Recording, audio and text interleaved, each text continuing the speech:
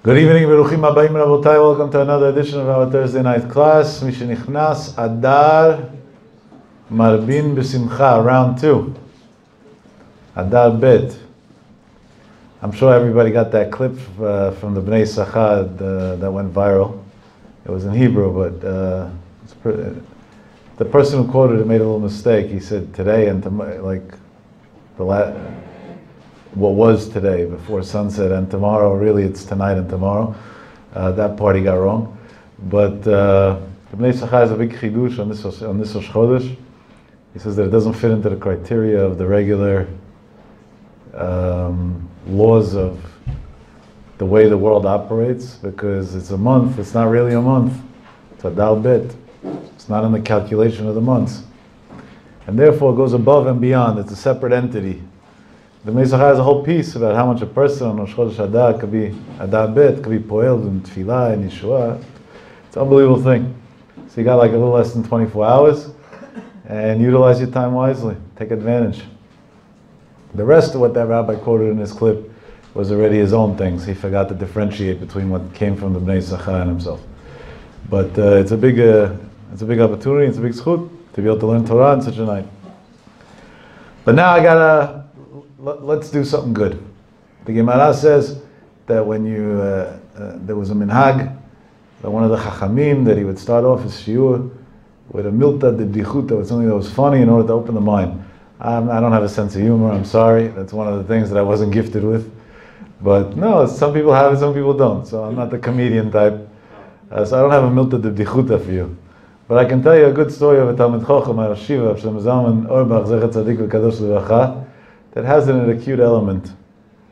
Once, and I don't know the details of how it happened, but there was once a kibbutznik, a guy who was a secular Jew who grew up in a socialist movement in Israel, who somehow landed by Reb Zalman Auerbach as a guest for the Shabbat. I'm not sure how. Reb Zalman didn't have guests that often except for family, because he had a big family. And even when he did, it was students from the yeshiva. So, I don't know, maybe his neshama somewhere in Gan Eden gave him a zchut to be by Rav Auerbach for Shabbat, right? There's no money in the world somebody wouldn't pay to have the zchut to spend the Shabbat by somebody like Rav Zalman Auerbach, Zecher Tzadik L'Bracha, zchuto yigei alin. And Rav Zalman had a policy, which was this policy straight across the board. I know from the yeshiva with the boys, he never told you what to do and he never criticized. Never, ever, ever, no matter what, there was nothing that you can possibly do that he would ever criticize you for. Up to the point that once when the mashgiach started like hammering down on smoking, for example, in the yeshiva, he didn't like that we were about 1,000 boys and except for 2, everybody smoked.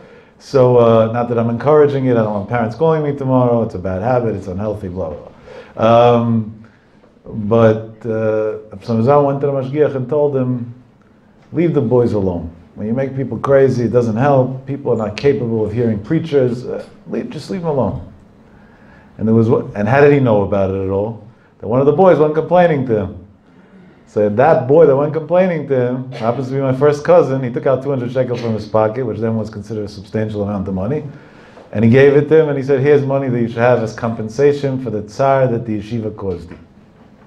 That was the Gdul Adar.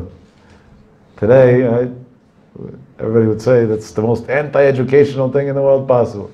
But that's not my point. But Shem's nature was, he never told anybody anything, he never gave mussar. That wasn't his style at all. His style was completely warmth and chizuk and positive. And he said, if the Gemara says, Ma'ol Sheba Machzirei Lemutav, our mission is to teach as much Torah as possible. And he sacrificed his life to teach Torah and Halakha to Am Yisrael, and he was extremely successful. You see that by his funeral, Adar Chama was the second largest Jewish funeral documented, definitely in the past 500 years. And the reason was because everybody liked him. So all walks of life were there. I don't want this to come across wrong, but when Gedolei Yisrael pass away, not always are their funerals that big, because they belong to certain sects. So this one belonged to this sect, so other people didn't agree with him, so they don't go to his funeral. But Rav Zalman, the Mizrahi got along with him, the modern Orthodox, the secular Jews, the politicians, everybody got along with him. And Alfei Avdalot of Bnei Torah, obviously, and all the Gedolei Yisrael, he never had an argument with anybody. He wasn't involved in politics. He didn't voice his opinion about politics. So he was an extremely liked person as an individual. This kibbutznik's Bayim Shabbat, he doesn't tell him a word, not about Judaism, not about keeping Shabbat, not about anything. But this kibbutznik heard that Shlomo Zalman was considered the biggest brain in the Jewish community and the biggest rabbi alive. So obviously he was extremely observant to every little detail throughout the Shabbat to see what's going on by Avarbach in his house Shabbat. So it is what he sees. He sees that Friday night they come home from the synagogue. Out of respect, he went with the rabbi to the synagogue. And what's the first thing they do after Shalom Aleichem Eshet Chayil? Which, by the way, Avarbach didn't always say. When he had guests, he didn't say it, just like the Chofetz Chaim. He sees they take a cup of wine. Shlomo Zalman was makbid on Shiur Chazon Ish, by the way, so it was a big cup of wine, it wasn't just a small one. He makes kiddush and he drinks it. On an empty stomach, drink number one. Then in the middle of the meal, between fish and meat, we also have a minhag to drink something. Again, another glass of wine for everybody, they drink again. Bekat HaMazon, you do in a cup if you have zimun. Another big glass of wine, Shiur Chazon Ish. Kitzur, this is what he sees. He says, this is the Orthodox Jews, and this is the big rabbi. This is what's so holy that he's a drunk. Chas v'shalom to talk like that, but that's what he's thinking in his mind. He said, maybe I'm missing something. Let's see what tomorrow brings. Next morning, they go to shul, come back from shul. Now it's early in the morning. If Shlomo Zalman used to daven Shabbat, vatikin, because he wasn't obligated to the yeshiva schedule, so he was able to pray earlier. They come home, it's 8, 9 in the morning, kiddush, another glass of Chazon Ish wine. The meal, fish, again, more wine, then more wine. Then he tells him, morning Shabbat, pours him even more wine. Bekat HaMazon, again a glass of wine. Kids, the whole Shabbat, they drink wine and wine and wine. And he said, he doesn't get it. So he was waiting to see, I don't know what, somebody fasting, I don't know what he thought he would see there. He didn't know anything, this poor guy. But this is all he saw. Shlomo Zalman was a very smart man. His social intelligence was beyond anything we can explain. And he was able to read on a person what he's thinking, and not mystical fake stuff. To actually understand from a psychological perspective what's going through your head as it's going through your head. It goes so far. There's a rabbi today, his name is Rav Lawrence. He has an organization and he writes Sfarim, a big Talmud Chacham. I learned by him also in Israel in the beginning of the 90s, in the mid-90s actually. He until today writes at least once a week an article of something that has to do with psychology or understanding people that he learned from Shlomo Zalman Auerbach. Shlomo Zalman passed away at the beginning of the 90s. And until today, we're 2019, according to their calendar, he's still writing every week. Like, he was a gaon in Chochmat HaNefesh. So before he was going to part from this gentleman, he saw in his face that the guy is not settled inside. But he wasn't going to tell him what's bothering you. It's a weird way to approach somebody. It's too aggressive. So Shlomo Zalman, in a very gentle way, as he was walking him out of the house, held his hand, and he told him, "Nu, ech havra alecha Shabbat? How did Shabbat pass on you? Like, how was it to be here Shabbat?" And this kibbutznik turns to Shlomo Zalman Auerbach, and he says, "I'll tell you the truth. I was never exposed to religious people. The only thing I know about religious people is what I saw in the media. One of the things I saw in the media is that religious Jews aren't allowed to do a long list of things on Shabbat. Amongst them, two main things that I remember. One is that they're not allowed to drive, and the other is that they're not allowed to turn on lights. So I never understood, why not? Shabbat is an off day, Saturday. Go out, drive. Turn on a light. What's the problem? And if it's a day of rest, that's the biggest relaxation. Go to the beach, lay back." It always bothered me. He said, and now at least 50% of my questions got answered. Driving, of course you Orthodox Jews can't drive on Shabbat. You're drunk the whole Shabbat. You start it with wine, you end it with wine.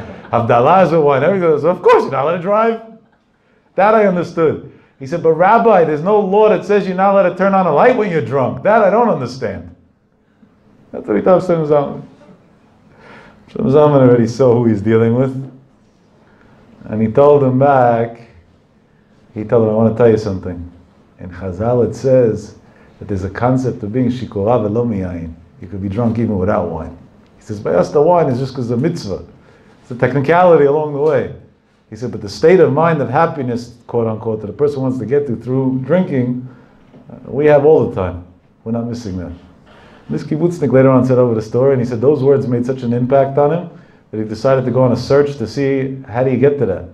What is that? What did he mean? He didn't understand what he meant completely. He wanted to see what it is. And he obviously became a Shomer Torah Mitzvot later on. No, it's a good Adar speech, a good Adar story, right?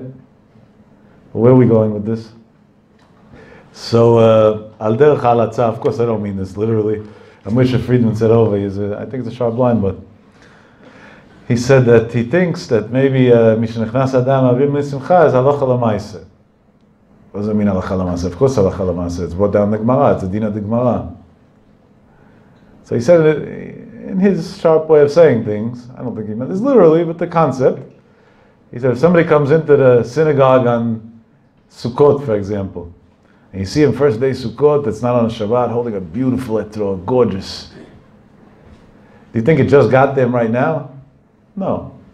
2 or 3 weeks before Shana already, he started going from one dealer to the next, one place, looking for the best. Finally, he found the perfect etrog, the grand slam, boom, he paid for it, he got the etrog. He says, what's Mishnichnas Adar Marbim B'Simcha? There's a chiyuv on Purim to get to this level of simcha ad lo yada, that the person has no more problems in his life. Everything is beautiful.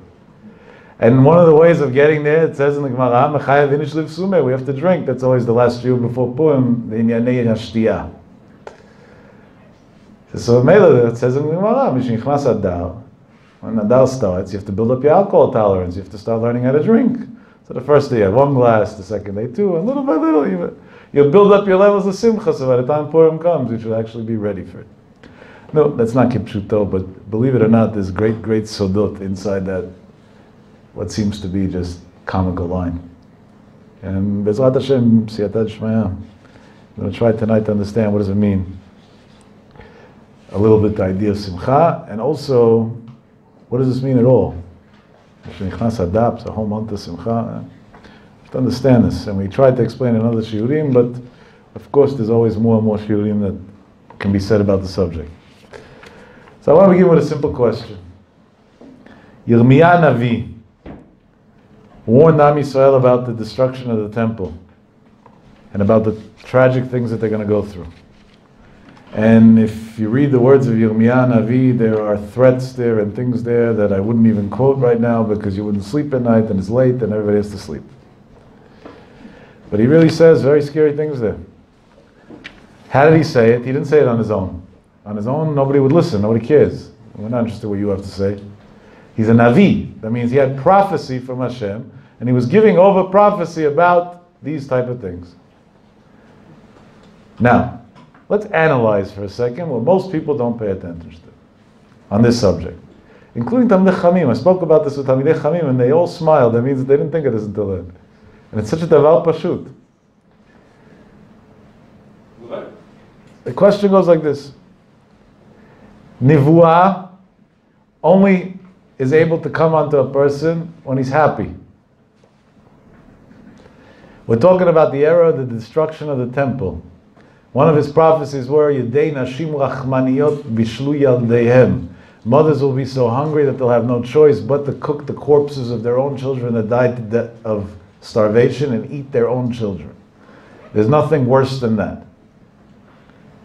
When somebody hears something like that, right, our stomachs all just turned for a second and we all cringed just by hearing it. Yirmiyah Navi lived it. If he lived it, he was obviously sad about it. He felt the pain of Am Yisrael. He felt the pain of exile himself.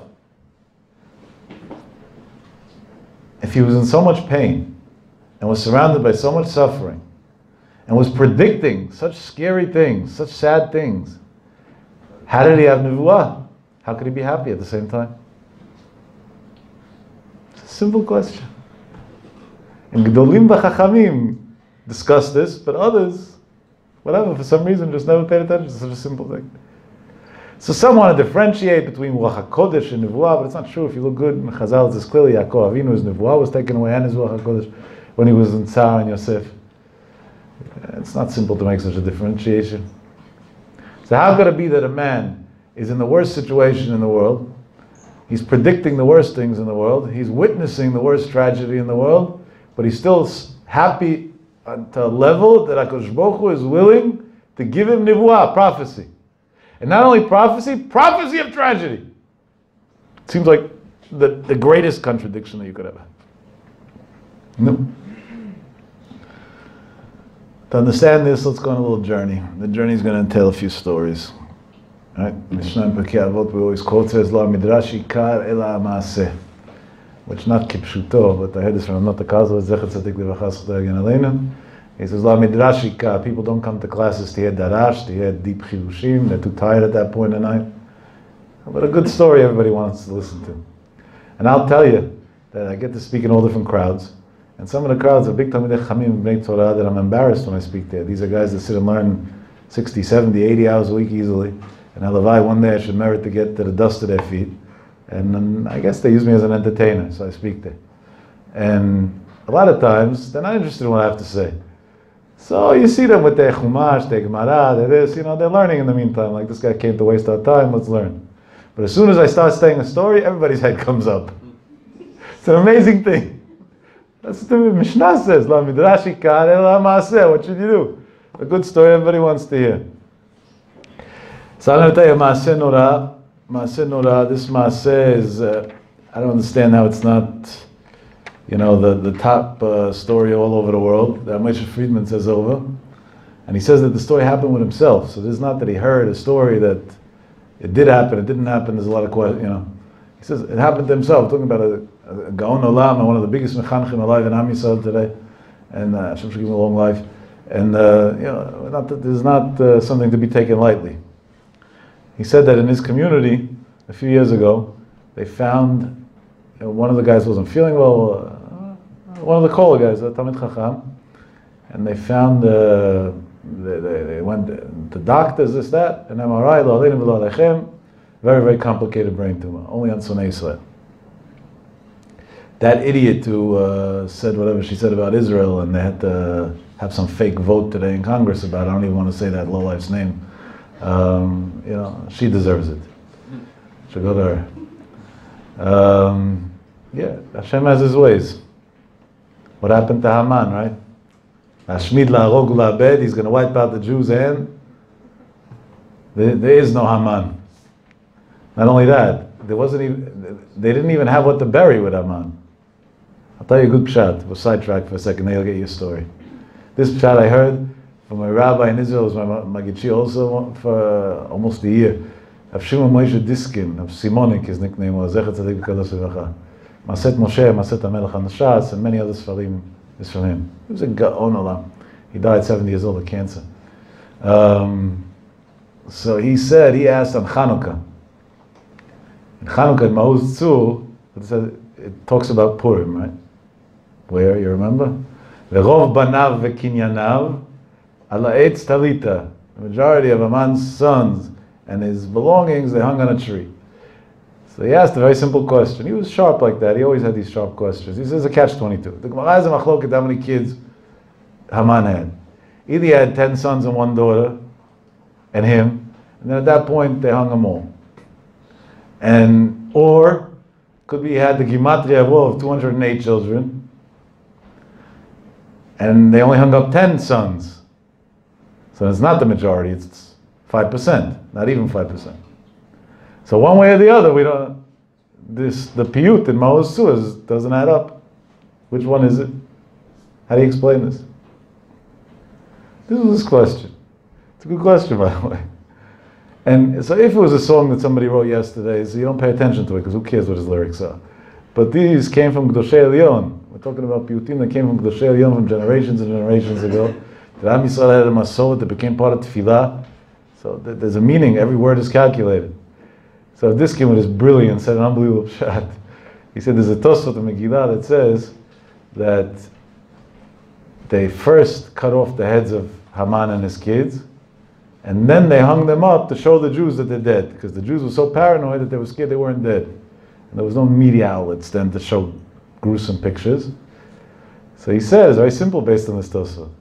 They hung them up without their heads. So v'rov banav, the majority of the body of each one of Haman's kids, and the majority of Haman, they hung up But the heads, they left aside. That means even a body, there wasn't what burned. What does it resemble? It's a sharp shot, a very sharp shot. But what does it resemble? Right? It's not stam. If Hashem made such a nes, there has to be a reason behind the nes. So it resembles very simple. The Maharal writes, Esav's head is buried in Ma'arat HaMachpelah. His body, whatever. Esav was a Rasha. Why was his head buried in Ma'arat HaMachpelah? His head rolled, it was a nis. Rolled it, it's buried in Ma'arat. It says an unbelievable thing. It's an unbelievable thing. The rabbis teach us, Shalom Shadron has a whole speech on this in Lev Shalom. If you look in the Sefer over there on the parasha that talks about Esav, Chushim Ben Dan and Esav, he brings down Chaim Shmulev's famous word, and then he says his own. He said, because Esav at his head was a Talmud Chacham. He knew a lot of Torah. He learned in the same yeshiva as Yaakov Avinu. He had great ideals. Maybe even he was a Reform rabbi, I don't know. He came up with a movement, different Jewish movement. He was a liberal. A millennial liberal, that's what he was. But his body, the way he behaved in action, that was very different. So Hakadosh Baruch Hu wanted to show him himself forever. Your head went to Ma'arat HaMachpelah, because that's where it belonged. But look what happened to the rest of you, you're worthless. So he said the same thing, unbelievable. Based on that, he said, that's the pshat. Hakadosh Baruch Hu wanted to show Am Yisrael, Haman logically had a great plan, and not only did he have a great plan, he was also right, because there was a chiyuv mitan Am Yisrael, because they did a sin, whatever the sin was. That could be a whole speech on its own to explain, but they deserved whatever was coming their way. But the action, Hashem doesn't like people that start up with his children. So their head wasn't hung. It was left separately. The body, the actions, that was hung. That we showed the Dorot. Don't mess with the Jews, even if you think you have smart ideas. Even if you think you have smart ideas, it's not worth it. We were persecuted since way before Matan Torah. Avraham Avinu already had to fight against kings and whatever. Our persecution started from before we were considered Am Yisrael. And it continues until today. And the narrative stayed the same, it never changed. The Jews controlled the money, they bribed the world. The story is the same, identical, nothing changed. It's amazing how history repeats itself. And all these nations are one big joke, they're not around. And Am Yisrael, Chai v'Kayam, we're here to say the story. It's a pele. It's a nis like Hakadosh Baruch Hu made in the world. Now listen to our Friedman's story. They find a terrible tumor in this guy's head. In the hospitals over there in Israel, they do some more tests to see if there's anything to do. And one honest doctor there says there's nothing to do over here in Israel, but in America, in a specific hospital, in a certain clinic, they have a surgery that might be able to be done for this patient. That's the only way to even stand a chance to save his life. So what do? You go to America, right? Pikuach nefesh. But here was the problem. We should never know what this means, but when a person's not well, one of the things they need most is to be surrounded by others that can care for them, not only physically, which believe it or not is important as well, but emotionally. And not to tell them stupid things like it's going to be okay. To identify with their pain, or to distract them, or whatever it is. There's many different elements of that. Shalom Nida. I spend a lot of hours every day of the week, except for Shabbat, with people that are not well. And years later, Baruch Hashem, when they're better, they tell me in retrospect how those visits is what gave them the strength to fight. Because to hear the beeping of the machines all day, that alone is a death sentence.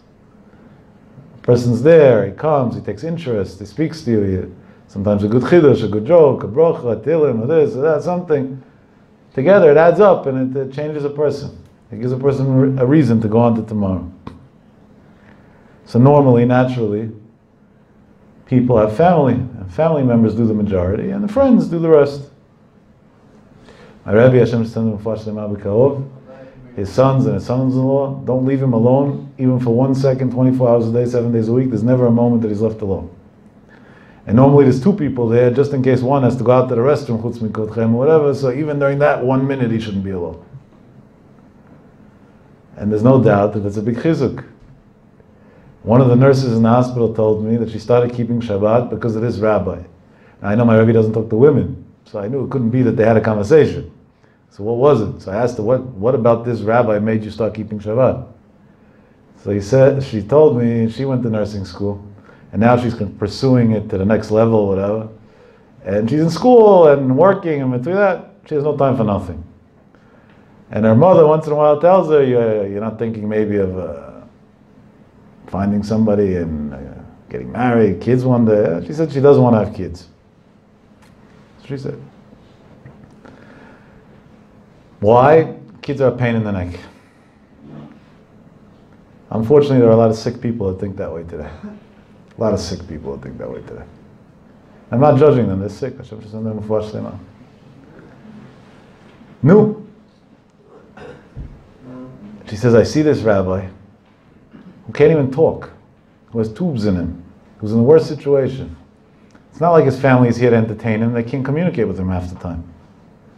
And his sons and his sons-in-law don't budge from his bedside 24 hours a day, 7 days a week.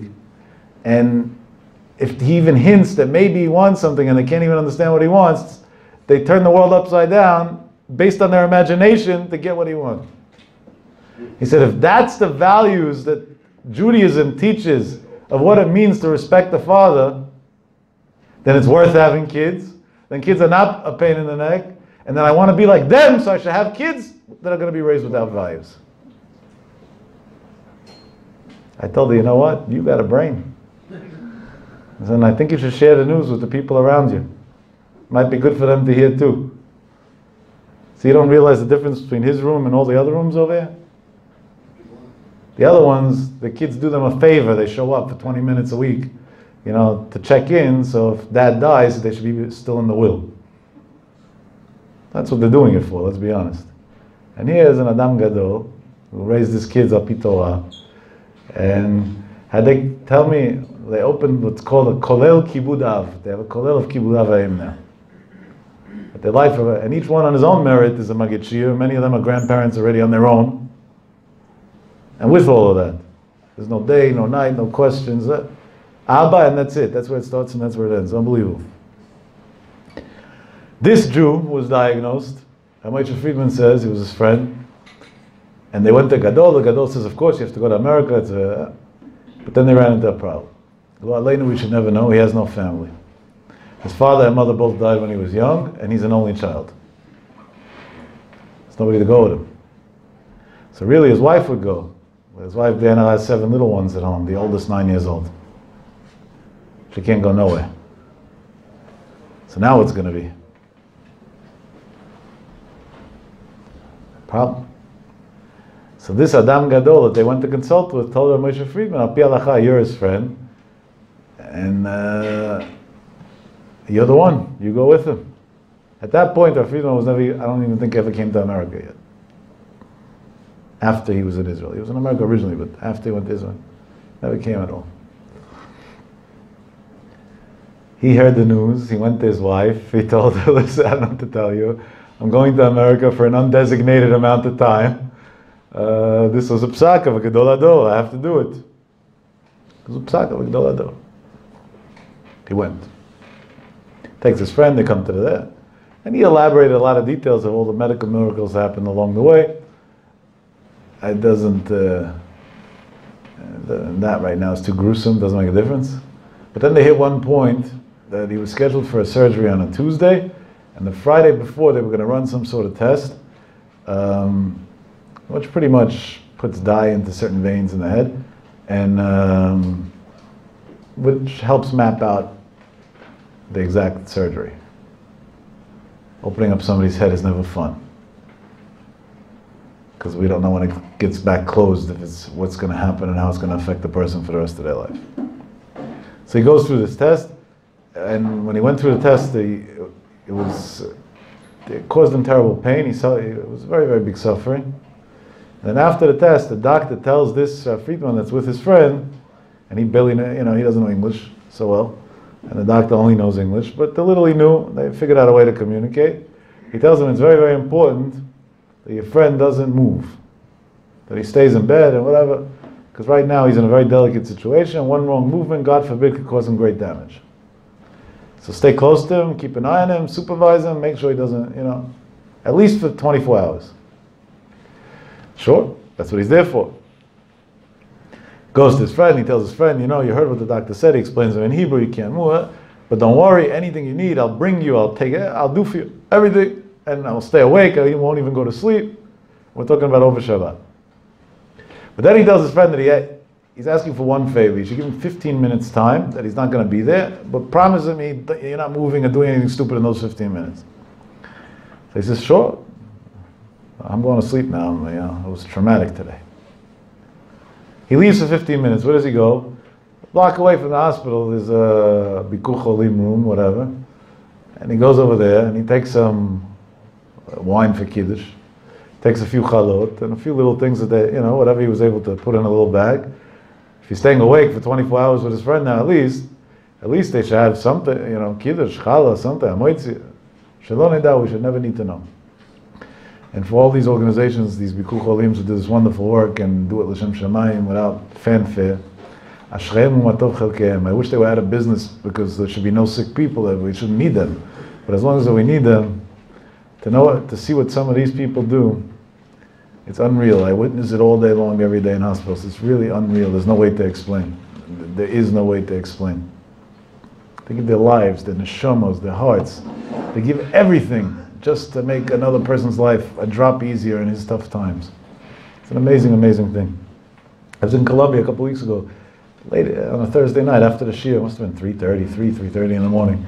And I see a Hasidic guy who looked maybe in his 20s, might even be younger. I don't know, with the beards it's hard to tell, but at the most his mid-20s. And he's there with boxes and boxes in the lobby, and I see the security guys know him, so obviously he's there every week. And he's packaging from boxes into bags. I was assuming it's food that they're going to deliver at 6 a.m. to the rooms for Shabbat. But I was curious which organization he works for, or volunteers for, whatever. So I went over and I saw it's not even food. Every newspaper that exists, in Yiddish, in English, in Hebrew, that's religious, that's kosher, they're sticking into bags because they don't know which language each one speaks. They bring to every sick patient's room, because on Shabbat you can't go anywhere, you can't do anything, so at least they should have a distraction. If they're able to read, or if their family member's able to read, or whatever, at least they should have something like that. Unbelievable. And this kid, I asked him, you get paid for this? He said, what, are you crazy? So I'm doing it since I'm 16, free of charge. So his whole Thursday night is dedicated to sitting there in the lobby, packaging newspapers like a newspaper boy, and then 6 in the morning when the doctors let him go deliver it to the rooms and leave. It's chesed. Am Yisrael is a holy nation. It's unbelievable. It's unbelievable. He comes back to the room with his kiddush and his challah. Shabbat comes in. Friday night, his friend wasn't really feeling so well, but anyway, they decided they're going to get their strength together and try and lift their spirits. Shabbat, you have to be happy, and they're going to do what they have to do. They sing Shalom Aleichem, Eshet Chayil, what type of Eshet Chayil in such a situation. And then he makes Kiddush. Now his friend obviously is not allowed to drink, but he drinks the wine. And Hamoitzi, whatever. Fine.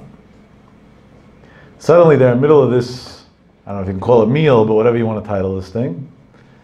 And 2 new nurses come in and say that he has to go down for an emergency test. And he tells the nurses, the doctor said he's not allowed to move. How are you going to move him? The doctor ordered it. It's an emergency. Fine. They're on the 17th floor of a hospital. Go down the elevator. On Shabbat, a sick person, obviously, is pikuach nefesh. What about the person who's with him?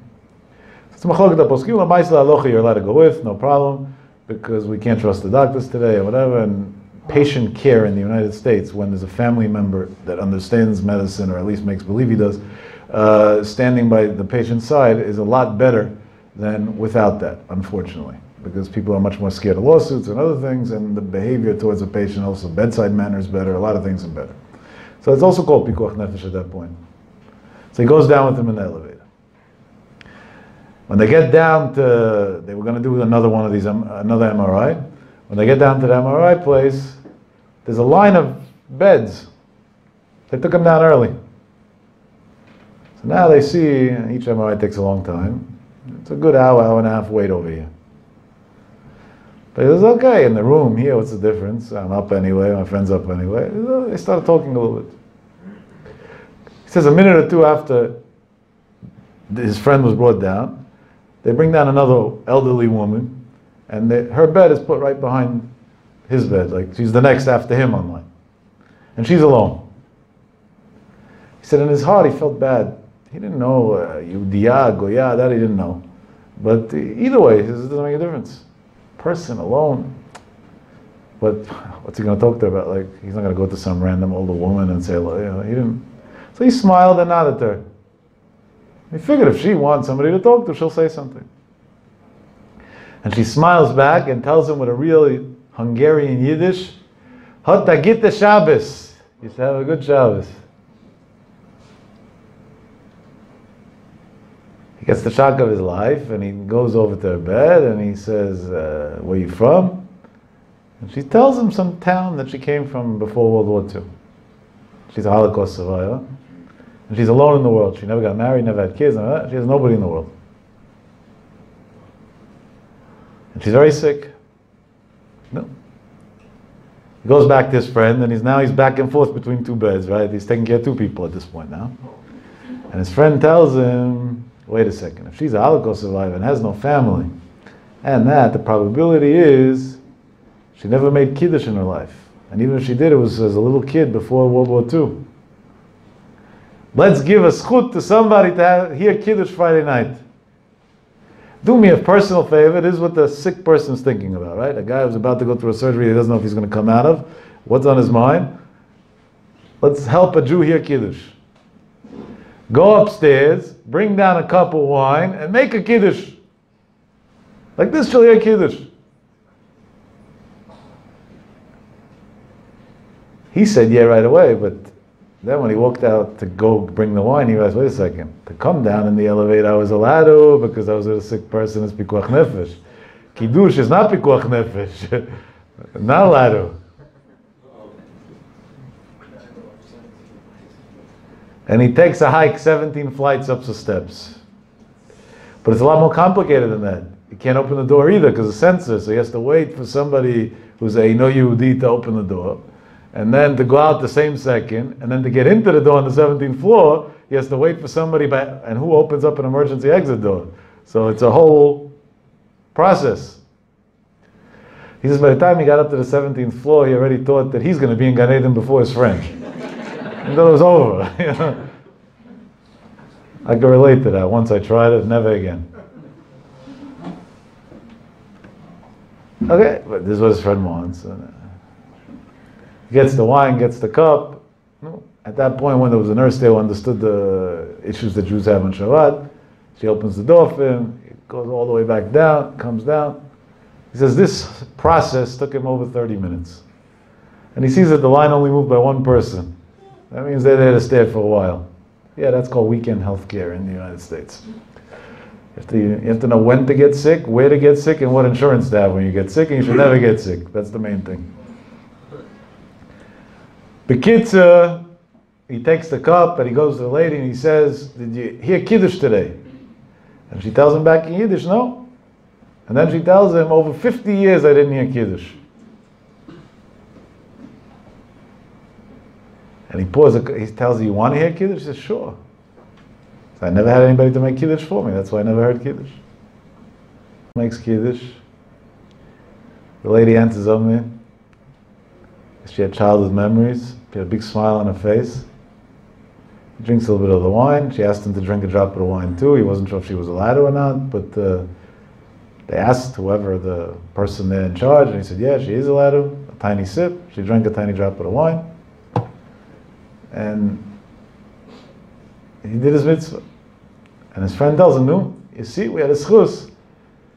We gave another lady an opportunity after 50 years to hear Kiddush, and she answered Amen, and I answered Amen. We both gained an Amen. It was worth them dragging me down here. And he said at that point, the 17 flights of steps didn't mean anything to him anymore because he felt so happy and so satisfied that he was able to give a lady like this such an opportunity that it was worth all the effort. The story doesn't end so happy. Before this lady's turn came to go into the thing, she went into cardiac arrest and passed away under an hour later. But how did she leave the world? On a Friday night with Hilulei Tshuva as a Kedosha through Kiddush. Imagine it was a crazy 17 flights. I'm going to go upstairs now for my friend's crazy idea. He gave the schus to a lady to go straight to Gan Eden in the best way. Unbelievable, unbelievable thing. What was his observation? But his observation was very interesting. He said he had mixed feelings at that moment. On one hand, he was very saddened that she passed away. That's definitely not the outcome we wanted. But on the other hand, he did have an element of joy in him that at least, if she had to go, she went b'kedusha u'tahara. The end of her life wasn't alone, and it was through kedusha. It was through a kiddush. Im kenim advarim, based on this idea, concept, philosophy, whatever you want to call it, we could say a big chiddush, and I think the Maharal hints to it a little bit. We could say that dafka, the two opposites, sometimes is exactly what causes the joy. What does that mean? Yirmiyahu Navi is coming to Am Yisrael and telling them the worst things in the world. But at the same time, how's he happy? Because he's saying it not from him. He's saying it through a nivuah, meaning he's feeling a level of closeness to HaKadosh Baruch Hu that's a level that we don't even understand what it means. It's a completely different world. And at that point, Pikudei Hashem Yisharim Mesamchei Lev, there's an internal simcha that comes out of that level of closeness to Hashem. So on one hand, yeah, he has a ton of tzar for Am Yisrael, he has a terrible pain for Am Yisrael and what they're about to go through. But on the other hand, he has a very big internal simcha because of his closeness to Hashem. Comes HaKadosh Baruch Hu and tells Am Yisrael, Mishenichnas Adar, and Adar comes in, Marbin b'simcha. You could be extra happy, you know, you could be extra happy because during the year, so I'm always close to everybody.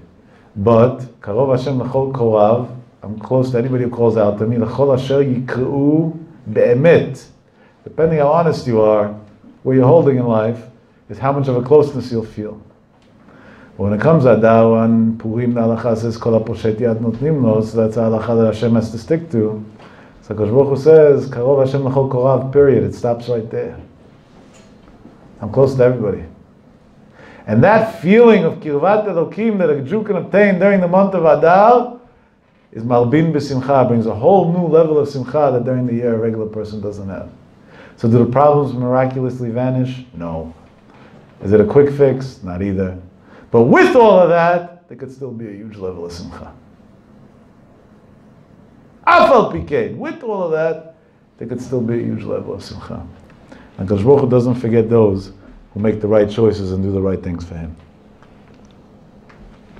I have to show you a story. If you know Hebrew, you probably heard it because it went viral today. It's like one of those that's too good to be true, but thank God I know who the rabbi is, so it was easy to verify. There's a rabbi in Israel who, lately his speeches are becoming more and more famous, but he's a Talmid Chacham years ago, way before his speeches became famous.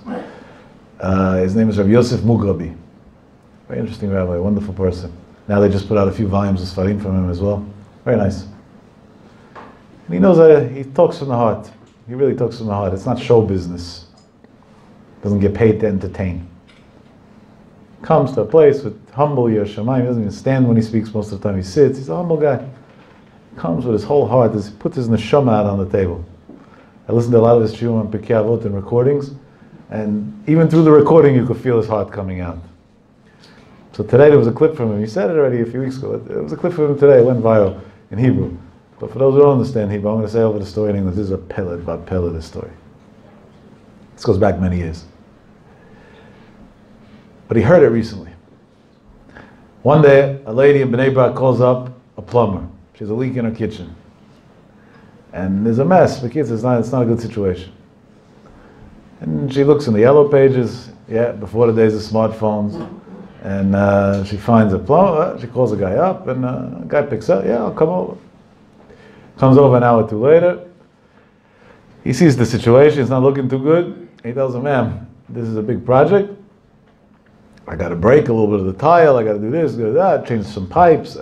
Kids, everything here is old and rusty and nothing works. And that's why it's leaking. I can't even tell you a price because I charge by the hour for my labor and for the parts. And when we open things, we don't know what other surprises we're going to find. But it's a long, expensive job. I don't know what to tell you. If you don't want to do it, I understand. But, you know, the leak's not stopping on its own. So whatever you want. And the lady tells him, I have no choice. I don't want to do it, but I have no choice. I got to do it. I can't live like this. Do it. Do what you got to do. And he starts working. He says he starts working 10 o'clock in the morning. It's about 1 o'clock in the afternoon. That means he's already working for 3 hours. This was a big project, not one of those quick fix jobs. And he's drilling and breaking and doing and this, trying to fix it. And in Israel, the schools have lunch break. They come home for lunch and then they go back to school. And the yeshivot also, if you don't dorm. So the girls and boys came home from school. And he hears one kid coming in, opening the fridge, and telling his mother, in Hebrew, Ima od pam en ma lechol babayit. Again, there's nothing to eat at home. And he hears the mother telling the kid back, Shah, we have a person here. It's not, don't embarrass me. And the girl tells the mother back, it's already the third day like this. A couple of minutes later, another son walks in. Ima od pam en ma lechol. And the same thing happens a few times in a row. He heard this. He called one of the boys, a 16-year-old boy. And he takes out 800 shekel from his pocket, and he said the reason why it was 800 shekels is because that's all he had on him in cash. If he would have had more, he would have taken out more. And he gave it to the boy, and he says, don't tell your mother a word. Go downstairs right now. And everything you like in the supermarket that fits within this budget, buy, bring up. And in order to make the boy feel comfortable and good, he said, I'm starving. I didn't eat all day. So we'll all make a family lunch together. It'll be a lot of fun. That was his way of trying to cover up for his maaseh chesed. That's what he said. No. The kid goes down, he comes back up, right? The kids finally are able to have a normal meal. And they have a surplus for a while. At the end of the meal, he whispers to the kid, where's your father in all this? He said, what do you mean? My father died last year. He said, oh, I'm sorry, I didn't know. Then he puts the whole story together. This lady is an almona, has a bunch of kids, lost her husband, doesn't have money, can't even feed her kids. And now he's like, but wait a second, I'm doing all this work. She doesn't even have money for food. There's no way she could pay me for the work. It is what it is. Finishes his job, takes him another few hours. Then he goes over to the lady and he tells her, listen, I'm sorry I was wrong this morning when I spoke to you. Number one, the job wasn't as hard as I thought. But number two, when I diagnosed the job, when I didn't know this when everything was closed, I had to open up the wall. I saw that the problem has nothing to do with you. It's a problem with the city water line. So legally, the city's obligated to pay. So don't worry about it. Just sign here that I did the work and I'm going to get my money from the city already. And everything's fine. And he leaves the house. And this guy said over that from the following morning, suddenly his phone doesn't stop ringing with jobs and jobs and jobs to the point that he went from working alone. Within less than a month, he already needed 40 employees. That's a pretty quick growth of a company. And we're not talking about a Silicon Valley bubble, fake high-tech joke. He said he became a very wealthy man. Because Baruch Hu pays back those who take care of you, Tamim and Almanot. That's the way it works in this world.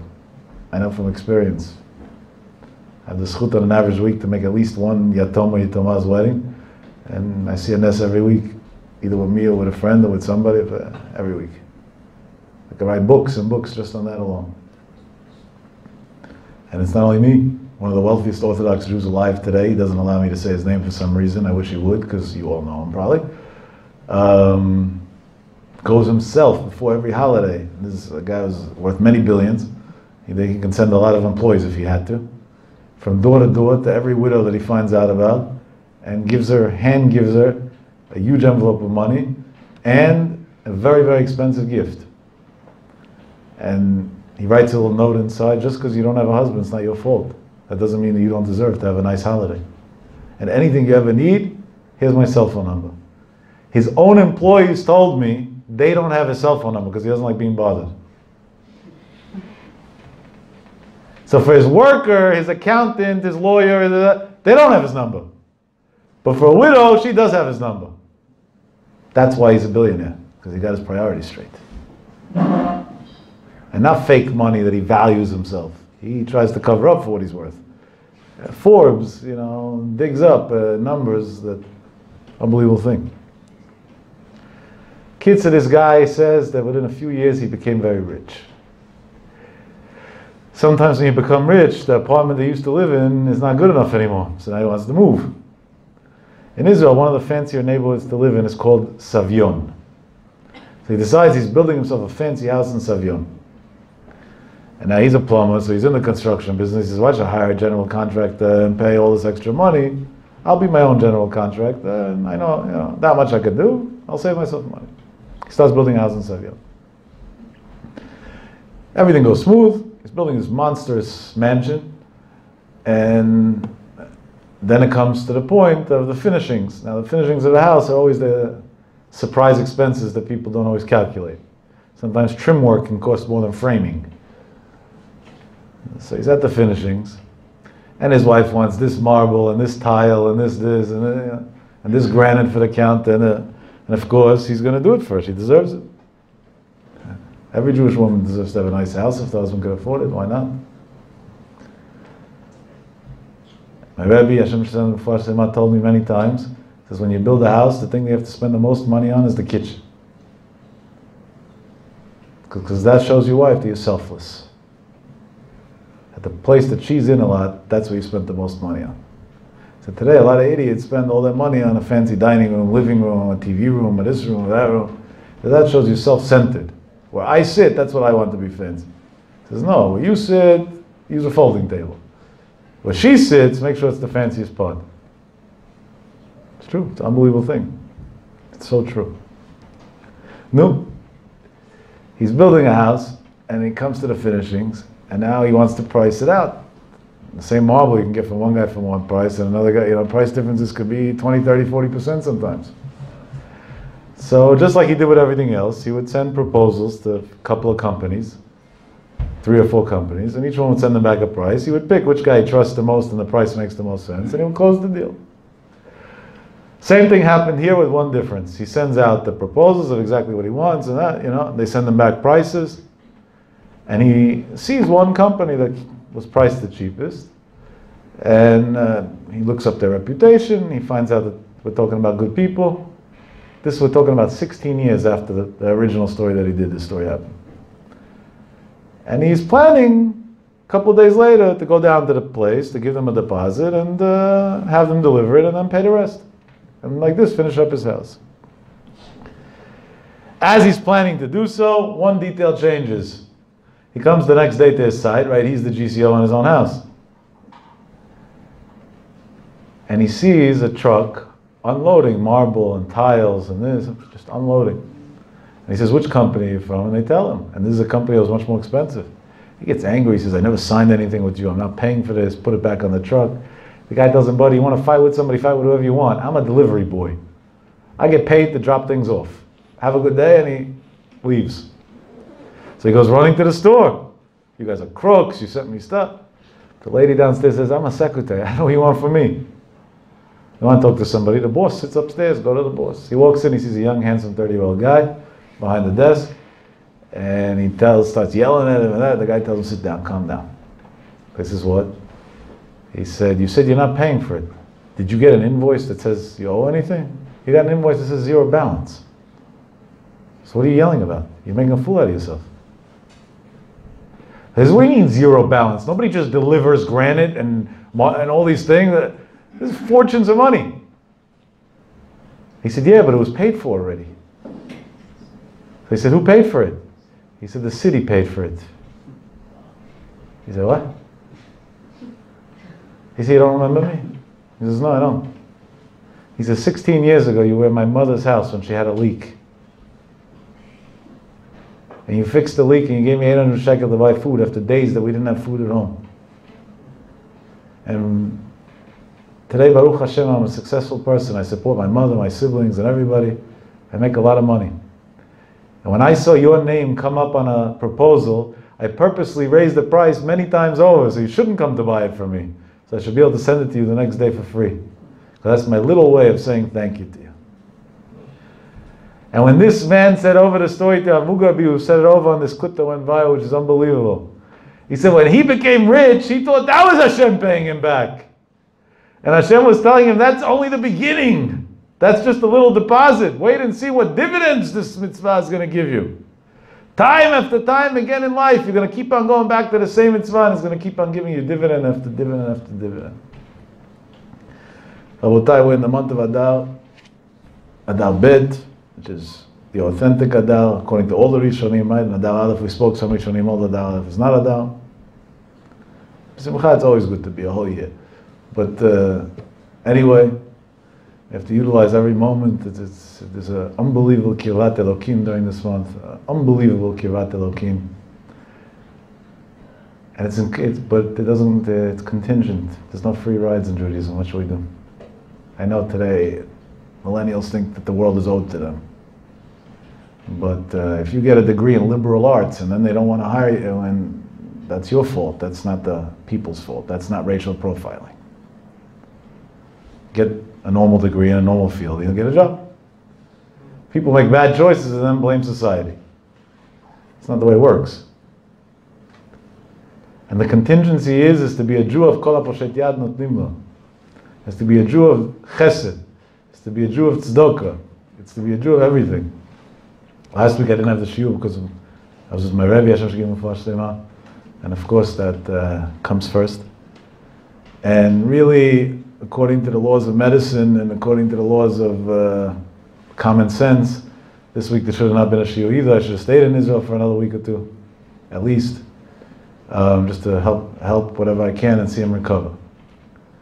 But I made a tough choice to come home because in the next 6 weeks, I have thousands of families to feed between Purim and Pesach. And this is the month of Kol HaPoshet Yad Notnim Lo. And I have no doubt that the Refuah Shlema that my Rebbe is going to get is going to come a lot quicker through this Maaseh Tzedakah V'Chesed than me sitting in the hospital yelling, talking to a few doctors. And he has no doubt on that either. And he's so happy about that.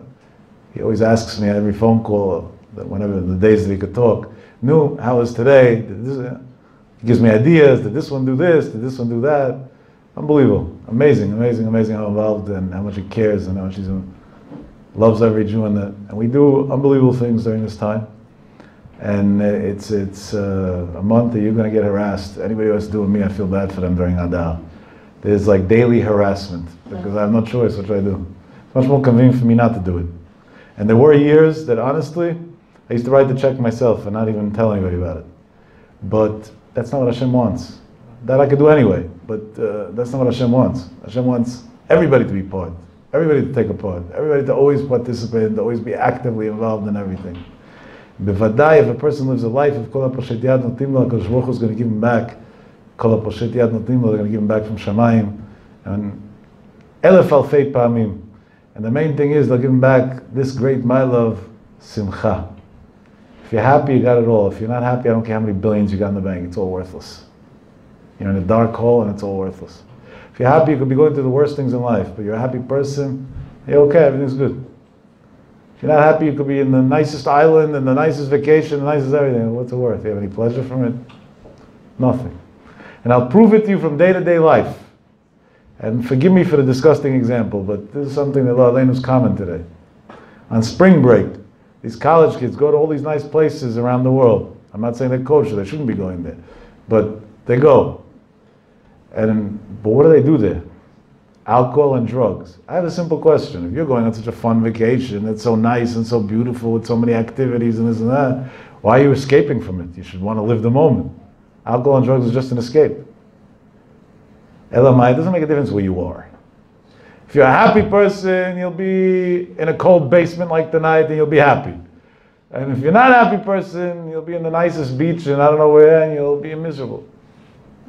That's the bracha that we ask HaKadosh Baruch Hu. If Chazal say, Mishnichnas Adam Rabim B'Simcha, HaKadosh Baruch Hu should give us Be'ez Hashem in the Zchut and Mitzvah Tzedakah and Chesed in general, a great, great, great happy level of Simcha Be'ezah Hashem. Hashem shall give us the schut that we should do good things to Klal Yisrael, and we should see Barachot and Yeshuot.